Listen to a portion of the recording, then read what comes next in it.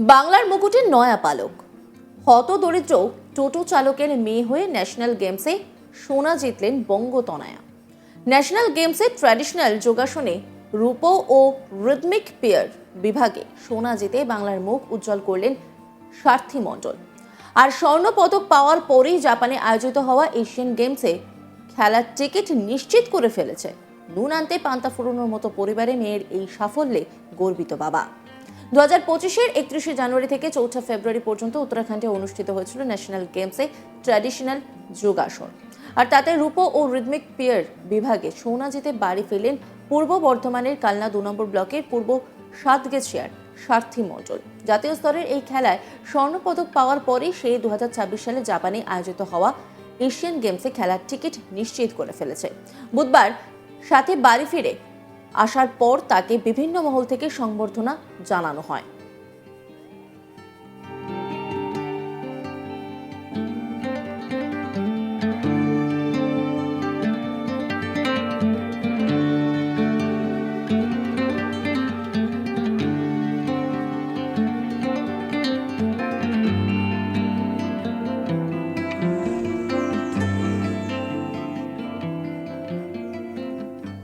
সম্প্রতি মাকে সঙ্গে নিয়ে ন্যাশনাল গেমসে যোগদানের জন্য উত্তরাখণ্ডের উদ্দেশ্যে রওনা দিয়েছিলেন সাথী। রবিবার ট্র্যাডিশনাল যোগাসন প্রতিযোগিতাতে রূপো জিতেছে সাথী। মঙ্গলবার রিদমিক পেয়ার বিভাগের খেলা হয়, সেখানেও সোনা জিতেছে সে। সাথী এদিন বলেন, এই সাফল্যে আমি খুবই খুশি। আমার এখন আগামী দিনের স্বপ্ন 2026 সালে জাপানে অনুষ্ঠিত এশিয়ান গেমসে যোগদান করা। মুখ্যমন্ত্রীর ঘোষণা মতো সরকার যদি আমার দলের পাশে একটু দাঁড়ায়, তাহলে আমিও আমার পরিবার খুবই উপকৃত হই। সাথী মণ্ডল তিনি কি বলেছেন শোনাব আপনাদের। বলছি, কোথায় খেলতে গিয়েছিলে, কি পুরস্কার পেয়েছো? আমি 38 ন্যাশনাল গেমস যেটা অনুষ্ঠিত হয়েছিল উত্তরাখণ্ডের আলমোড়াতে, সেখানে আমি দুটো ইভেন্টে অংশগ্রহণ করি। ট্র্যাডিশনাল ইন্ডিভিজুয়াল ইভেন্টে আমি একটা সিলভার পাই এবং রিদমিক পেয়ার ইভেন্টে আমি একটা গোল্ড পাই, এবং এটি 31 জানুয়ারি থেকে 4 ফেব্রুয়ারি অবধি অনুষ্ঠিত হয়েছিল উত্তরাখণ্ডের আলমোড়াতে। আচ্ছা, এরপরে তুমি কোথায় সুযোগ পেয়েছো?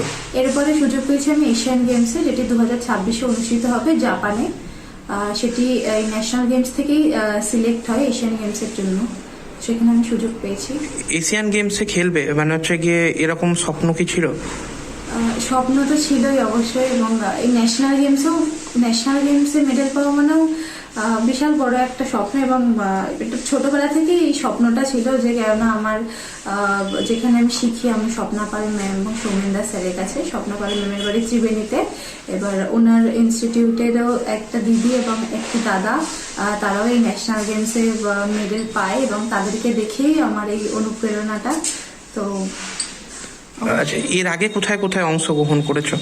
এর আগেও আমি কিছুদিন আগে, যেটা অস্মিতা ওমেন্স লিগ দিল্লিতে অনুষ্ঠিত হয়েছিল, খেলো ইন্ডিয়া অস্মিতা ওমেন্স লিগ, ওখানে আমি একটা ব্রোঞ্জ পাই, এবং 2024-এর ডিসেম্বরে অল ইন্ডিয়া ইন্টার ইউনিভার্সিটি গেমসে আমি একটা গোল্ড পাই। এছাড়াও school games of federation of India, সেখানেও আমি জোড়া স্বর্ণপদক জয়ী।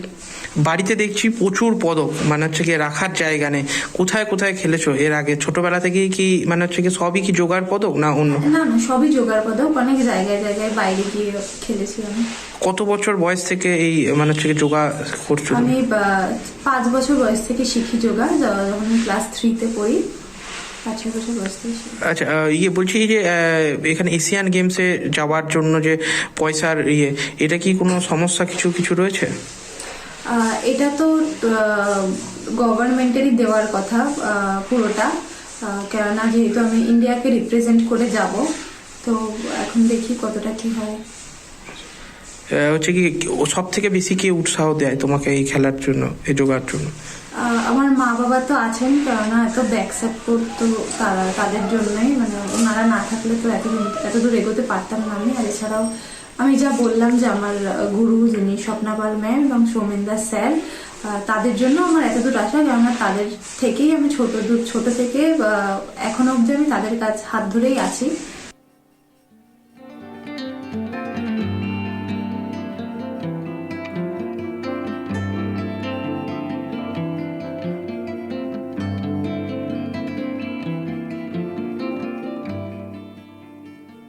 সাথের বাবা শ্যামল মণ্ডল পেশায় টোটো চালক। তিনি বলেন, মেয়ের সাফল্যে আমি খুবই গর্বিত।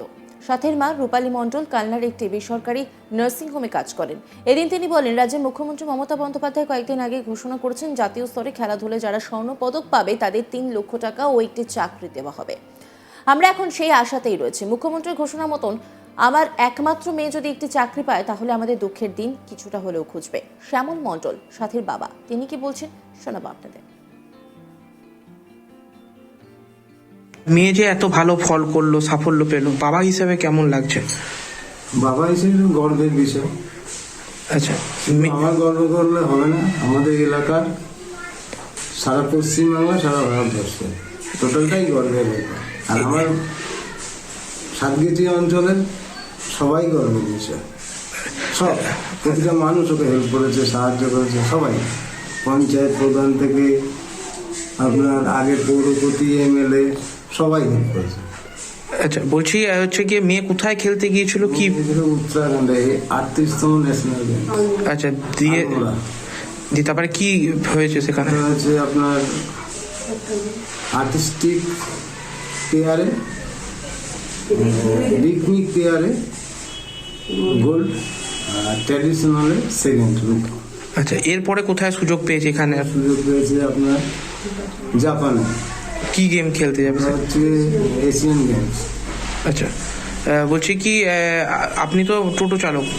আমি তো আচ্ছা, বলছি এইখানে পাঠাতে গেলে একটা ব্যয়বহুল পয়সা, সেই ক্ষেত্রে কি আপনার সমস্যা কিছু? না, সমস্যা বলতে কিছু নেই, কিন্তু এমএলএ সাহেব, আমাদের ক্লাবের সভাপতি সুরিত বক্সি, এনারা বলেছেন ওর যা লাগে সবকিছু আমরা আছি। আচ্ছা, মানে আর্থিক কোনো সমস্যা তাহলে আপাতত এই মুহূর্তে আমার নিজের ব্যক্তিগত আর্থিক সমস্যা আছে। আচ্ছা, কিন্তু ওর ব্যাপারে যেটা, সেটা ওনারা বলেছেন টোটাল আমরা হেল্প করবো, আমাদের ক্লাবের সভাপতি। আচ্ছা, বলছি যে মেয়ে যে এত বড় সুযোগ পেলো, হচ্ছে কি বাবা হিসাবে কেমন লাগছে? খুবই আনন্দ হয়েছে। আপনি কি আগে খেলাধুলার সাথে যুক্ত ছিলেন? আগে ছোটবেলায় ফুটবল খেলেছি। হ্যাঁ, তারপর খেলেছি, কিছুদিন খেলেছি মোটামুটি। আমরা তখন, আমাদের টাইমে তখন 1 ডে ছিল, 5 ফুট 2, 4 ফুট 10 ফুট, এরকম 1 ডে ফন্ডে অনেক জায়গায় খেলেছি। মানে মেয়ের মতন এত বড় জায়গায় কি খেলার সুযোগ হয়? না, যে স্বপ্ন দেখা কঠিন।